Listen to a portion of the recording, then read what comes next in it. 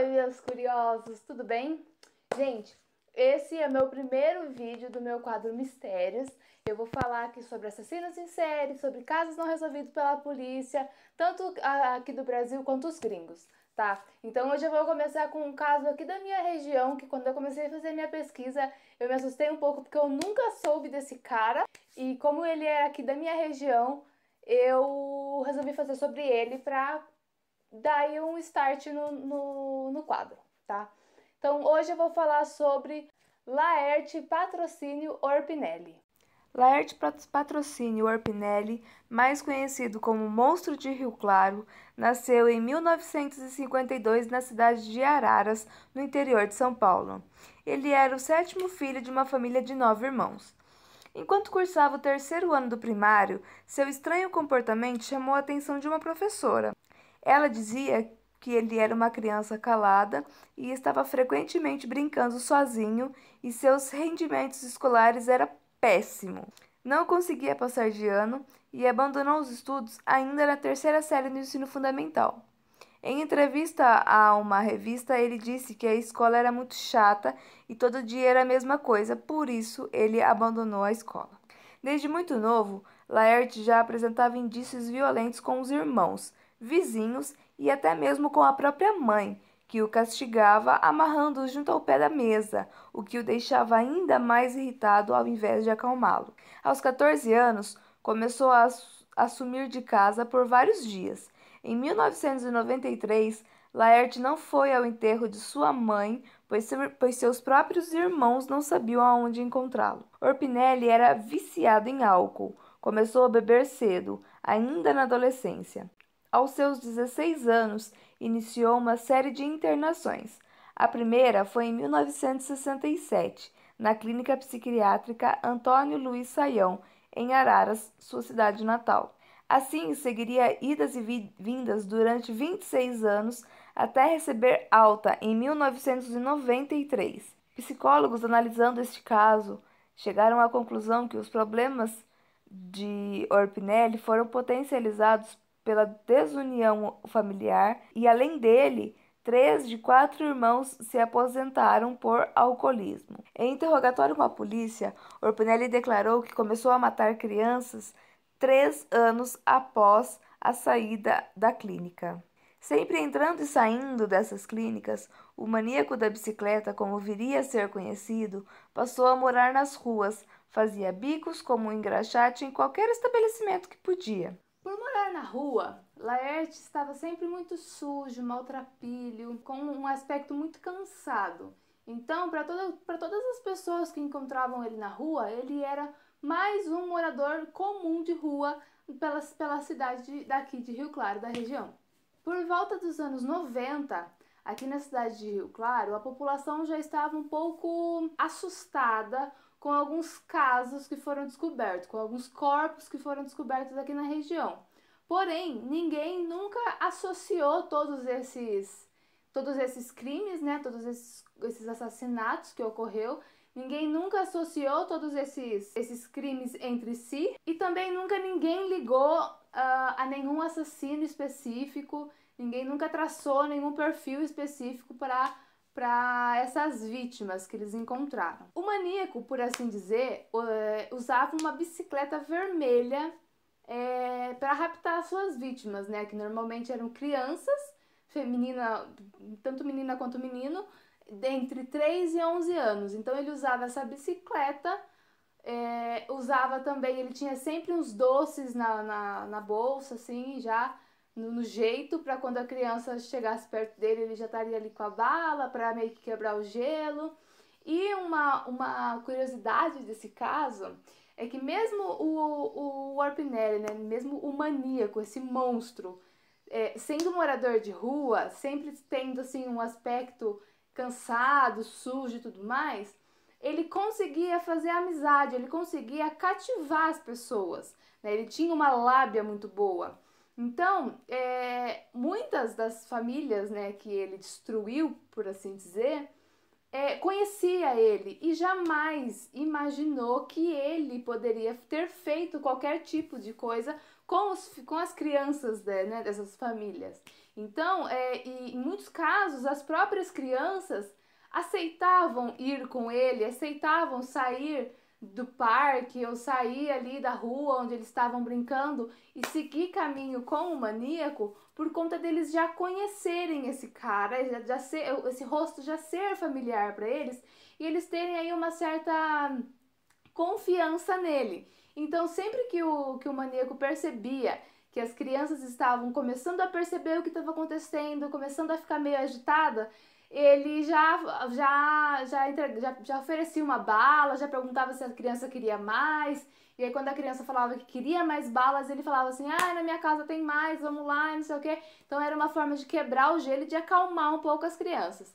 Sem falar que ele tinha uma tatuagem bizarra, muito louca, escrota, na mão. Era um palhaço, ele tinha um palhaço na mão que ele usava lá para brincar com as crianças e para entreter elas, né? Então, assim, até o momento em que ele resolvia matar as crianças, resolvia estuprar, esquartejar as crianças, elas estavam super confortáveis, porque ele proporcionava para elas um ambiente onde elas estavam confortáveis. Mas, em próprio interrogatório, ele disse que chegava um momento em que ele se transformava, que tinha uma força, algum ser, alguma coisa mais forte que ele, que fazia com que ele se transformasse num louco, psicopata, maluco.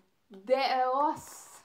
Nesse exato segundo, as crianças percebiam, lógico, que criança ela é mais sensível, né? Então, todo tipo de mudança comportamental nas outras pessoas, as crianças sentem. Então, sempre que ele mudava, que ele já incorporava a entidade, que ele chegou a alegar que morava dentro dele, as crianças já se assustavam, já começavam a gritar, já começavam a ficar nervosa e aí que ele ficava mais violento, quando as crianças gritavam, berravam, esperneavam, era aí que ele ficava mais nervoso ainda e era aí que ele maltratava e judiava mais as crianças ainda. Também durante o interrogatório, Laerte chegou a dizer que chegou a beber o sangue de alguma das vítimas por influência de um espírito maligno. E assim disse que quem não se comportava, ele matava aos socos. Se a criança obedecia, ele só estrangulava. Suas vítimas, como eu já disse, eram crianças entre 3 e 11 anos, de ambos os sexos de cidades vizinhas, que eram Rio Claro, Monte Alto, Pirassununga e Franca. Essas cidades foram descobertas através de um caderno que ele possuía, onde anotava as datas e cidades por onde passavam.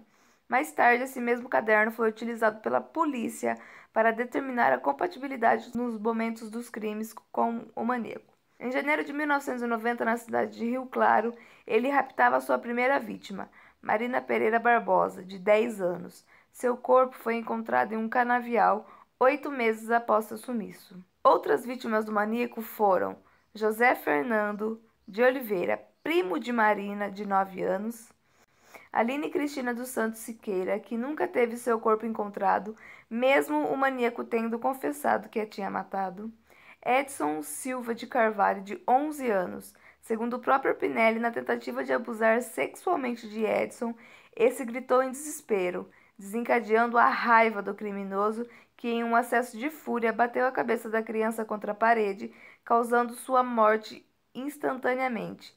Por esse crime, Laerte foi condenado em 2001 a 18 anos de prisão. Esse cara era tão louco, tão psicopata, que a criança, no desespero, gritando socorro e pedindo misericórdia, a reação dele, né, o reflexo dele foi pegar a cabeça da criança e jogar com muita força sobre uma pedra, o que fez com que a criança morresse na hora. Daniele de Oliveira, 5 anos, e muitas outras crianças. O maníaco, ele nunca sentiu nenhum tipo de afeto por essas crianças, né? Por mais que ele fazia um papel lá no início para entreter, para conhecer e para levar as crianças, ele nunca teve nenhum tipo de afeto por elas. Tanto que depois que ele matava, esquartejava, estuprava as crianças, ele não fazia questão nenhuma de esconder os corpos.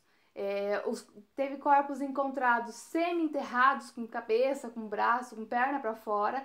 Teve corpos que foram encontrados jogados a céu aberto, jogados assim a Deus dará. Teve corpos que foram encontrados embaixo de pedras, que ele até tentou esconder, mas nem se esforçou tanto, sabe? Então, porque ele não se importava. Depois que as crianças morriam, ele não se importava mais. Então ele deixava as crianças do jeito que estava. Em dezembro de 1998, em Rio Claro, a polícia recebeu uma denúncia acerca de um indivíduo que havia sido visto agarrando duas menores. Após deterem o suspeito, esse foi liberado, abrindo-se apenas um boletim de ocorrência.